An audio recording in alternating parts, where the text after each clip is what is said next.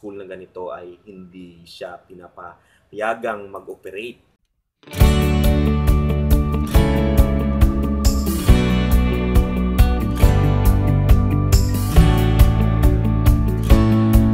Hello guys, good evening. Welcome back to our channel, Jobless Pinoy TV. As part of our home and family series, tatalakayin na po natin yung mga issue na related doon sa ating topic. So, welcome back sa ating reaction video. Siguro napanood niyo yung yung video o napanood niyo yung nag-viral na promissory note ng grade 1 student na kung saan naging issue dahil yung bata na yon ay natanggal daw yata sa mga on rolls doon sa isang eskwelahan sa Quezon City. So, meron po itong series na na-upload ni Sir Raffy Tulfo at yung first video pong yun ng kanilang programa ay na-upload na a while ago at napanood ko po yung video na yon na kung saan yung mama ng bata ay siya mismo yung pumunta doon o nag-report doon kay Mr. Raffy Tulfo.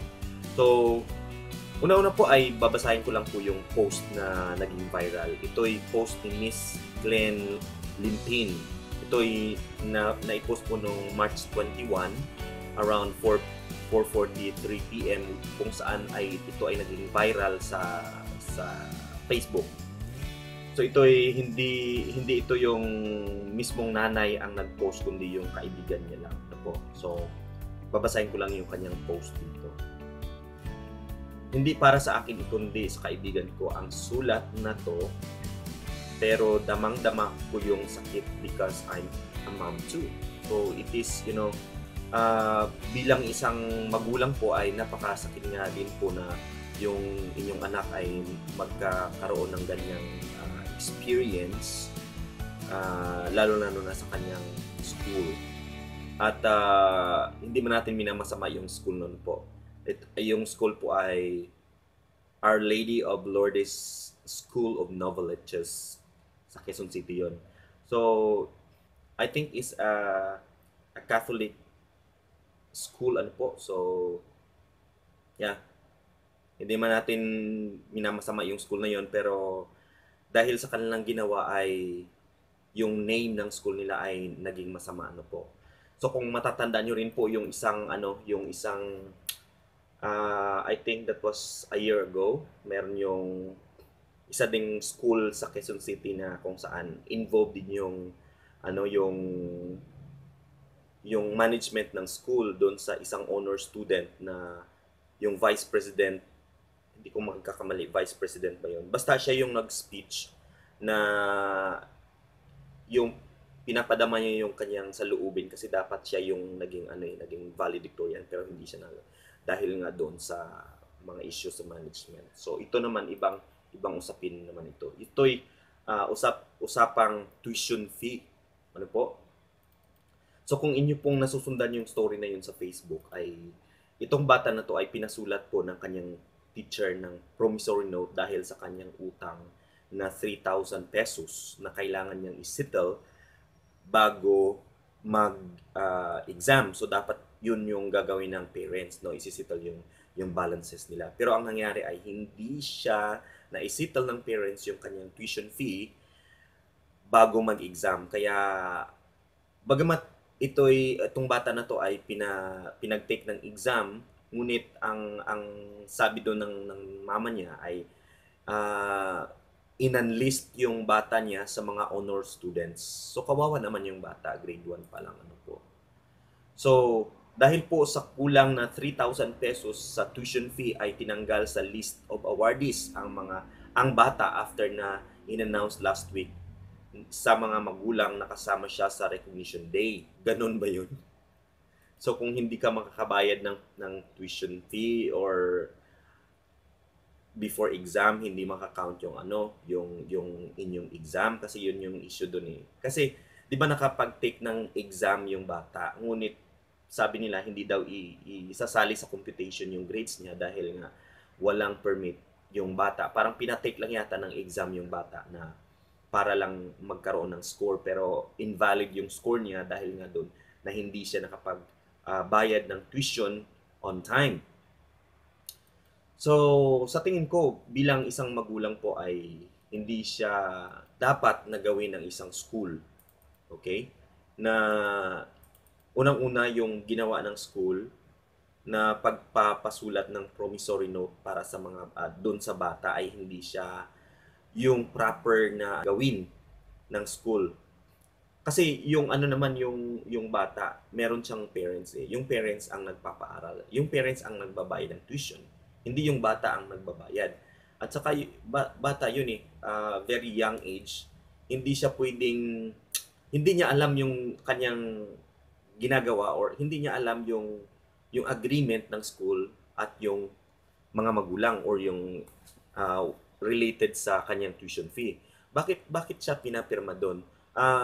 Ako naman mahirap po kami, galing po ako sa mahirap na pamilya, pero nung ako po ay nag-aaral sa elementary at this age, hindi ko po naranasan na ako yung sumulat ng promissory note, kundi yung aking parents. So sila po yung nakikipag-negotiate sa school. So kaya ito'y talagang sabi ng mama doon sa kay Sir Rapi Tulfo na tutuloy niya yung ano yung reklamo laban doon sa school na yon para din po na ma-aware yung ibang or ma-aware yung school, yung management ng school na mali yung ano yung ginagawa nila ano po. Ito'y kung si Sir Rafi Tulfo pa ay isang child abuse. Okay? So umani ito ng iba't ibang opinion sa social media at as of now is nasa 14,000 shares na siya. Ano po? At ang yung comments ay nasa 4.4 thousand comments na po. Viral po itong issue na to. Ano po? So, o nga din naman, grade 1 yun, elementary students. Ano bang maiintindihan or ano ba ang nalalaman ng isang grade 1 students? Ang grade 1 students is only 6 years old to 7 years old. Ano po? Alam niya ba yung ano? Alam niya ba yung policy ng school? Alam niya ba yung ah, na kailangan niya magbayad ng ganyan, ng mga ganito bago basta hindi siya appropriate para dun sa isang teacher. Siguro may ano din yung teacher ano po. Mayroon din siguro may mali din dun sa teacher. Bakit niya pinagpirma yung bata or hindi nga pinagpirma eh, anong tawag nito, pinasulat ng promissory note, no? So, pero dinidepensahan ng nanay ng bata na yon na yung teacher ay walang kinalaman kundi yung teacher ay napipilitan lamang po dahil sila ay pinupush ng management. So, ayun. Nagkaroon tuloy sila ng issue doon sa DepEd at ayun ano po. So, pero ang nabanggit din doon sa ano sa ng mama ng bata na hindi lang ito yung unang bisis na-involve yung school na yon sa ganitong klaseng uh, issue. Okay? So, merong nagsabi dito, babasahin ko yung mga comment niya. Sobrang garapal na yung principal na yan. Dapat tanggalin, talagang i-report yan sa DepEd para matanggal na yan. Si garapal sa pera, wala siyang paki kung anong naramdaman ng bata. Tama po. Ato'y base sa comment ni Miss Alice Encarnacion Bulante. Yes, correct po. Dapat po ay yung mga klaseng yung mga school na ganito ay hindi siya pinapayagang mag-operate. Kasi po, hindi naman kasalanan ng bata yun eh. Okay? Nandun kasi sa ano sa promissory note, I promise to pay my tuition fee tomorrow, which is kumbaga yung bata yung may kasalanan. Hindi man lang sinabi doon sa promissory note na uh, I will tell my mom or my parents to pay my tuition fee tomorrow. Parang ganun ba? Parang kumbaga yung kasalanan na yun na hindi pagbabayad ng tuition ay doon pinapatong sa bata na wala namang kasalanan yung bata na grade 1. Okay? So talagang hindi maganda yung ginawa ng school na yun. Kaya kayo guys kung kayo po ang ano, kung kayo po ang magko-comment or ano yung sa tingin niyo po. Alam ko maraming ano din diyan, maraming parents din diyan na hindi nakapag-settle ng kanilang mga account on time. At alam ko yung ano, yung nararamdaman niyo. Kasi naranasan ko rin nung nag-aral pa ako na hindi ako nakapag-settle ng account ko on time. At yung almost every examination day ay examination week nandun kami pumipila sa para lamang makiusap sa aming treasurer sa school para po makapag-exam. Pero ito ibang ibang usapan to kasi ito involved sa bata, young people, and they are minors. So talagang hindi siya karapat-dapat na gawin ng isang teacher, lalo na sa management ng school, na sa halagang 3,000 ay papahiya mo yung isang bata at tatanggalin mo doon sa honor roll. Pwede namang masettle yung account na yun, yung unpaid tuition na yun after ng graduation. O di ba? Basta yung karapatan ng bata na magkaroon ng honor ay ibigay nyo kasi pinaghirapan ng bata yun for the whole year, hindi lang for one semester or one grading period. It's 1 year na pinaghirapan ng bata na maging isang honor student. Bakit nyo tanggalin yung kanyang karapatan? Hindi naman po makatao yung ginagawa ng school na yun. Okay, so I hope guys na ito ay maging isang leksyon sa mga school owners, lalo na sa mga private school. Itong school na to ay hindi naman to ordinary school lang kasi Our Lady of Lourdes, ano ba yun?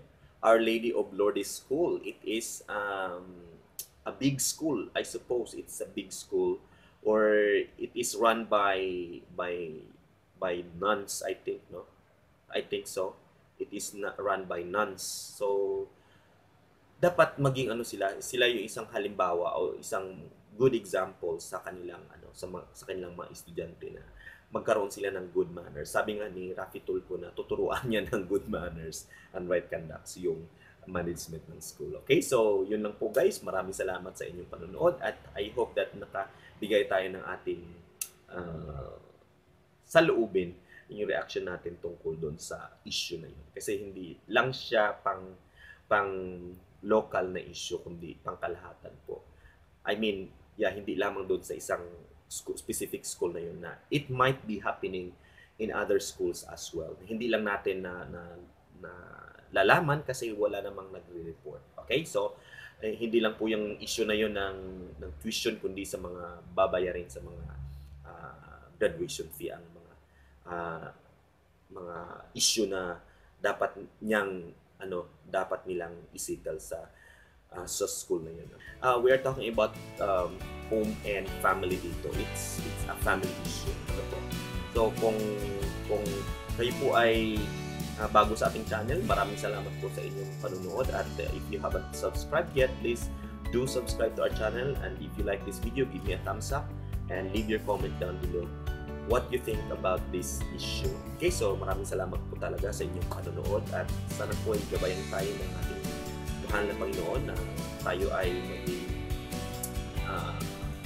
sa ating araw-araw na buhay. Okay, so maraming salamat at see you next.